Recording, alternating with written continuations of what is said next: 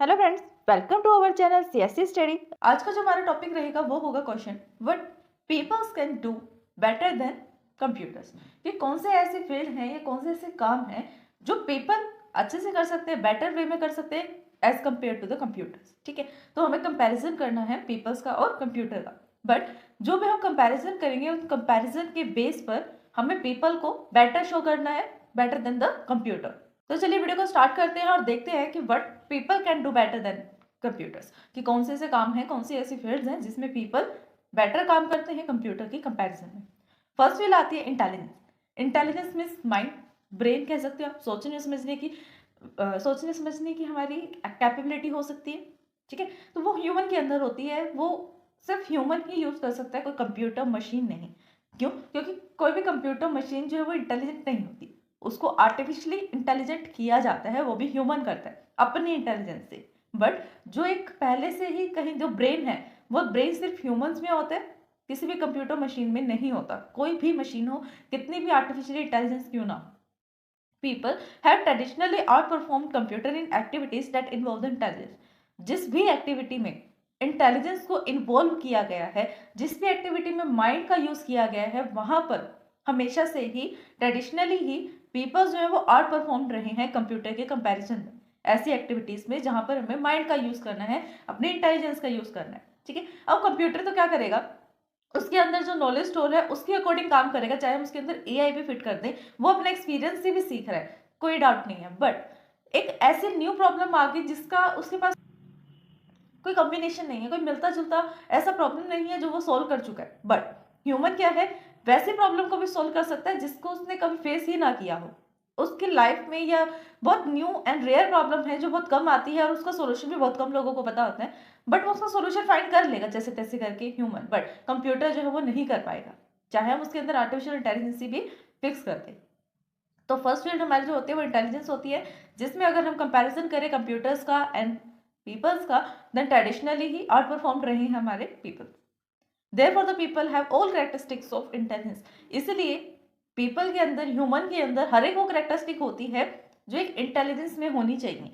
Intelligence अपने intelligence में, सूझबूझ में, बुद्धि में, बुद्धिमानता, जो ये सब वर्ड्स हैं, ये सब के अकॉर्डिंग ह्यूमन में जितने भी कैरेक्टरिस्टिक्स होनी चाहिए वो हैं, जो एक इंटेलिजेंस की कैरेक्टरिस्टिक है। ये हम किसी को इंटेलिजेंट कैसे बोल सकते हैं, जब उसके अंदर वो गुण होंगे, वो कैरेक्टरिस्टिक्स होंगे। ठीक है, तभी तो हम उसको इंटेलिजेंस बोल सकते हैं, अदरवाइज हम उसको इंटेलिजेंस ऐसे थोड़ी बोल देंगे।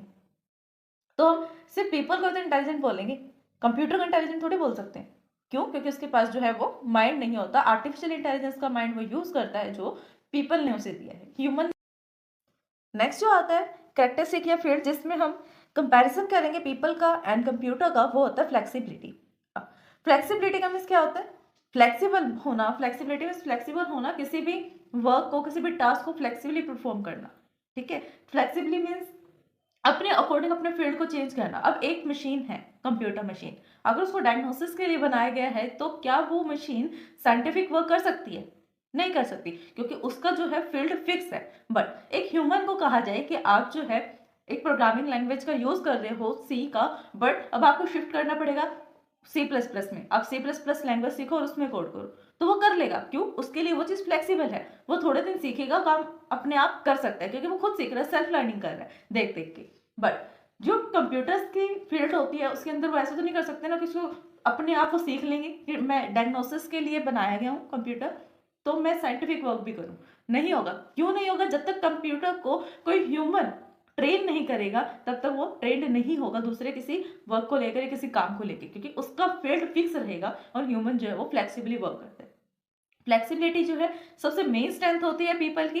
And people do not generally respond the same way each time while confronting और the tackling with an identical people. मतलब अब जैसे सपोज करो कि एक पर्सन है ए, उसको एक ही रास्ते से जाना होता है अपने ऑफिस तक, घर से ऑफिस तक जो है वो ट्रैवल करता है। ठीक है, वॉकिंग करके या कैसे भी, बट वो ट्रैवलिंग कर रहा है।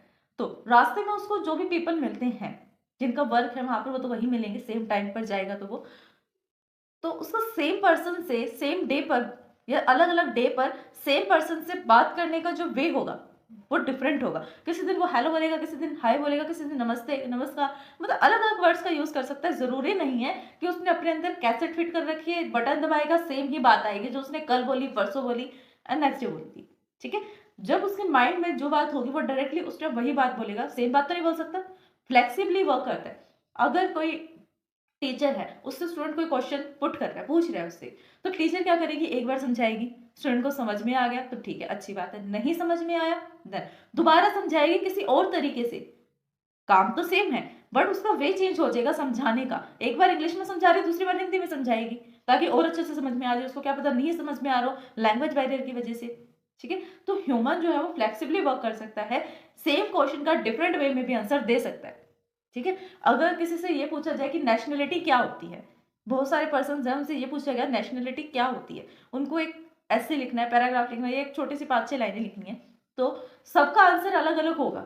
अगर लाइन सेम है ना तो वर्ड अलग होगा, मीनिंग अलग होगा। ये तो नहीं है कि सबका आंसर सेम होगा, बट कंप्यूटर में अगर आप लिखोगे व्हाट इज नेशनलिटी तो वो सबका सेम होगा। तो वो फ्लेक्सिबल नहीं है, ह्यूमन फ्लेक्सिबल है। ये भी ह्यूमन की एक स्ट्रेंथ है। फर्स्ट स्ट्रेंथ थी इंटेलिजेंस, सेकंड थी फ्लेक्सिबिलिटी। थर्ड आते हैं अनस्ट्रक्चर्ड प्रॉब्लम सॉल्विंग। इसमें तो कंप्यूटर वैसे देखती हार जाएंगे। अनस्ट्रक्चर का मीन्स होता है कि जिसका स्ट्रक्चर फिक्स ना हो ऐसी प्रॉब्लम्स। ठीक है, स्ट्रक्चर फिक्स नहीं है मतलब हमें स्टेप्स नहीं पता कि फर्स्ट पे क्या करें, सेकंड पे क्या करें, इसको सोल्व कैसे करें। वही गिनी चुनी बात वापस से घूम के आ जाती है कि जैसे हम कोरोना का एग्जाम्पल लिया था हमने लास्ट टाइम पे, ये भी एक अनस्ट्रक्चर प्रॉब्लम थी जिसका सोल्यूशन किसी को नहीं पता था। बट ह्यूमन ने, साइंटिस्ट ने क्या किया, जो मेडिसिन फील्ड से मेडिसिन बनाते हैं, उन्होंने अपने एक्सपीरियंस से सीखा और एक न्यू मेडिसिन को लॉन्च करा। ठीक है, जिससे हम फाइट कर सकते हैं, वॉर कर सकते हैं किसी भी डिसीजेस के साथ, कोरोना डिसीजेस के साथ। ठीक है, बट क्या एक एक्सपर्ट सिस्टम या ऐसा कंप्यूटर सिस्टम, क्या अब एक एक्सपर्ट सिस्टम या एक कंप्यूटर सिस्टम ऐसा कर सकता था? नहीं कर सकता था, क्योंकि उसको खुद ह्यूमन को सिखाना पड़ता। जब ह्यूमन को ही नहीं आता तो वो उसको क्या सिखाएगा? तो ह्यूमन खुद सीखेगा तब वो करेगा काम। तो अनस्ट्रक्चर प्रॉब्लम का मतलब होता है जिसका कुछ स्टेप्स प्री डिफाइंड नहीं होता कि हमें करना क्या है, कैसे करें। अब कोई मैथ्स का टीचर है, बाई चांस उसके पास कोई ऐसा मैथ्स का सम आ जाए जो उसको नहीं पता, बट जैसे तैसे वो अपने एक्सपीरियंस लगाएगा, फॉर्मूला चेक करेगा, ये लगा के देखो चल जाए, सेकंड लगाऊं चल जाए, नहीं चला थर्ड लगाते हैं, थर्ड से सॉल्व हो जाएगा।